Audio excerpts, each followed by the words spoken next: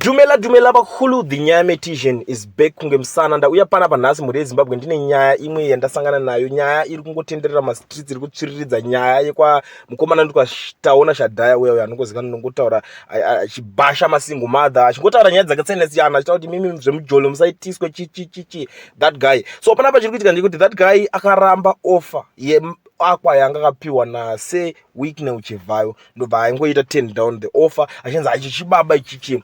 The reason yandakaona yakarambira Aqua ndeyekuti vanhu vakawanda vachingopuwa maAqua vaibva vapuwa bvanzi ED delivers chichi ZANU-PF chichi, koza vanhu vakawanda zvichinzi mota idzi dziri kubva kuZANU-PF, mota idzi dziri kubva chichi. Saka iye akapuwa Aqua anenge asingachakwanise kuramba achitaura zvinhu zvaingotaura mazuva ese. So panapa chiri kuitika ari kuti iye life yake iri in danger, ari kuthreatenwa nevanhu akatonyorera zeta rapi Zimbabwe. Chinyaya yanga yakunetsa manje kuti vachinyatsvaga kuti ndiani angange ari kuthreatena mukomana, because vanhu vakawanda ndo vazitanga on social media vachitati no ari kuningirikira navanhu vanenge vachisuspect kuti pamwe zvichida iko department kwakaramba maAqua ikoko kana kuti mabootlickers apresident Mnangagwa. Munoziva mabootlickers ayo kuti vanenge vachitsvaga dzvene kumukuru, kuti aiwa mukuru tinemi tokusapotai tokuitira zvese, aiwa tinenge tiri mudhuze nemi chichichi. Ndo vamwe vavanhu vanga vachifungidzira kuti ndo vanogona kunge vari kumuningirira, because hatifungidzire kuti angange ari masingle mothers vari contributor into his ningirikini, but hazvizikanwi. Pamwe zvichida mukomana futi kudenha anodenha, dzimwe nguva anogona kunge akangodenhawo, pamwe atokanganwa,